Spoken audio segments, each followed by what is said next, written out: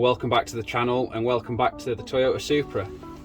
Now in the last video you saw us stone chip all this arch, clean up all the suspension, fit the coilover, and we were going to build it up but we didn't have any brake shoes. They've now arrived. We've had to fit the handbrake operating arm to that, so we fitted that. We've got all new fittings, so in today's video we're going to get this side all fitted back up, the disc on, and then we're going to get onto the driver's side and get the driver's side looking like this to basically complete the whole back end of the car. Alright, so yeah, we've got everything we need, so let's crack on. Yeah, I've actually been dreading doing these brakes, to be honest, because they can be so fiddly. Here you can see I'm fitting the front shoe to start with, getting the pin, the hold down spring, and then the retaining cup onto that one to hold it in place. It's not easy, it's not a lot of room to get in there, but once it's in, it kind of holds itself in place. Then I'm looking at getting the adjuster in and getting the handbrake lever on the rear shoe connected to that rear shoe as well. So once that's on, it's a process same as the front. You can get the pin through the back into the hold down spring and collar. This one's actually cranked in the middle so it clears the arm. I'm then putting the shoe strut and spring in, which fit in the top. They actually help move the shoes out basically as you use it, and then fitting the new adjuster in the bottom. This is wound all the way in to start with to give you the most adjustment and obviously make the shoes as close together as possible. It's one of them jobs where you need 4 hands but you've only got space for 2, so just take a bit of trial and error to fit them in place, take them back to pieces, make sure everything lines up as you want it to, and getting the hold down cups and then the springs and the cups on all together and having to like half twist them to hold everything in place can be frustrating, but keep at it and it does come together. It certainly does help having the new fitting kits. So as you can see there, I'm just struggling with that one a little bit. I'm sure there's an easier way than what I do it. Some people use some pliers or whatever, but once it's all together, it does kind of hold in place. When they're done, the return springs can go on at the top. These were like a green colour, so as you can see I'm fitting those. They kind of overlap each other, and again, they can be quite fiddly. I use a screwdriver to just tweak them just over the edge there to get them in place. So lastly, after they're in, it's just the tension spring on the bottom which helps the shoes return to their position. And once the tension spring's on, you just kind of make sure everything lines up as it should, nothing's out of alignment, and it all looks right, and you're pretty much there with it. Now as you can see, that's the shoes on, and as you probably were able to see, it's quite fiddly getting these springs on, getting the spring in there on, and then getting the spring down at the bottom on as well, which you can just about see there, getting that one on as well. So getting all the springs in place and the pins in place and everything that holds it together can be a bit tricky, but that's all together now. It's not adjusted up, we'll adjust it up later on. So the next thing to do is get the disc on and get a bit of copper grease on here, get the disc on, and this side is about done by the caliper.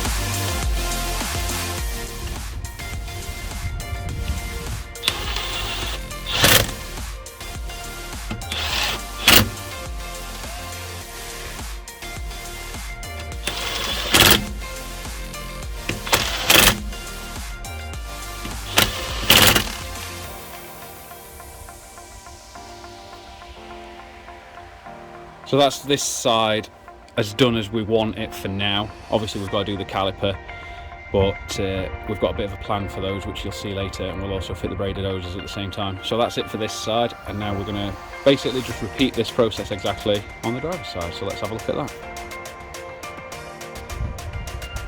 Yeah, this side's not looking good at all. We really do need to get this side sorted as well.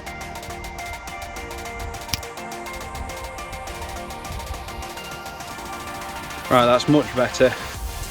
So it's now the next day, And now that we've got the suspension painted and built up on both sides, we can get the calipers on. Now, if you follow me on Instagram, you'll have seen that we've rebuilt the calipers. We've fitted new Goodrich braided hoses.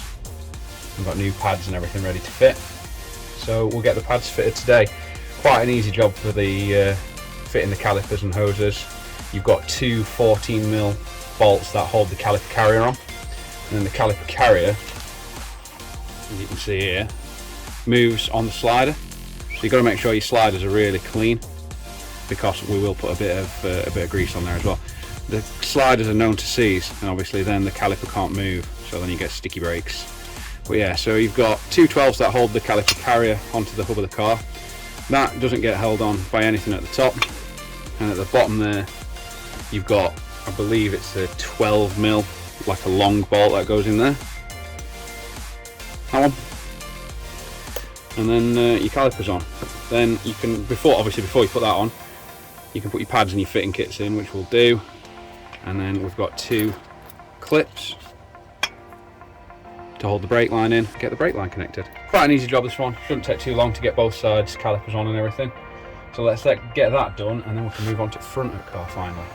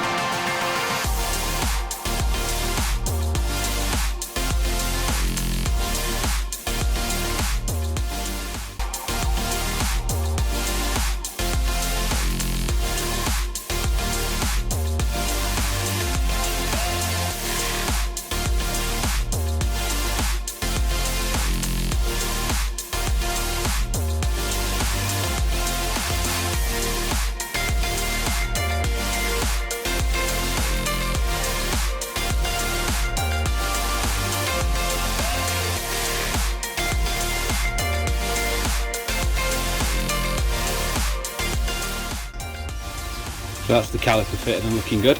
Next off is to get the brake line fitted. That obviously just goes up into there. It's got a spring clip either side to hold it in place. So that should be fairly easy to fit. Get that connected. Obviously this side will need bleeding. Well, it will all need bleeding, but that's pretty much this side done. Also, you might notice that the inner arch is looking a bit nicer than last time you saw it. We've actually added a coat of wax oil to it. Unlike a lot of Mk3 Supras, there was no rust up in the strut tower there, so we wanted to keep it that way, so it's all been treated properly now and wax oiled properly. Brake line, and then I think we can call the back end done for now until we bleed it all up and crack on with front.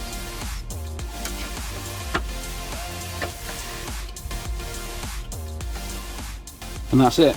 That's that side done. I'm not going to pretend putting that brake line back in was easy, because it wasn't, but it's all tightened back up now and done. So aside from bleeding the brakes, this side, and possibly adjusting the handbrake up, this side is done. Stripping the front suspension down is much like the rear. I'll not bore you with going through it all, but basically just the strut, the 3 bolts in the engine bay, the 3 14s in the engine bay.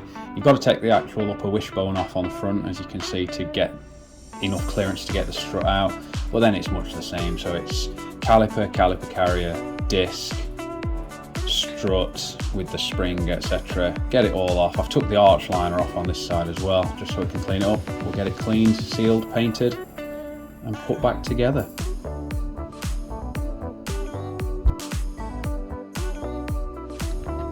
So that's this side fully stripped now, and it's kind of the same process as on the back. We need to clean it all up, seal it, paint it, and then get it rebuilt. But we've run out of time today. That's all we've got time for. If you've liked this video and you want to see more, click subscribe, click like, and I'll see you in the next one.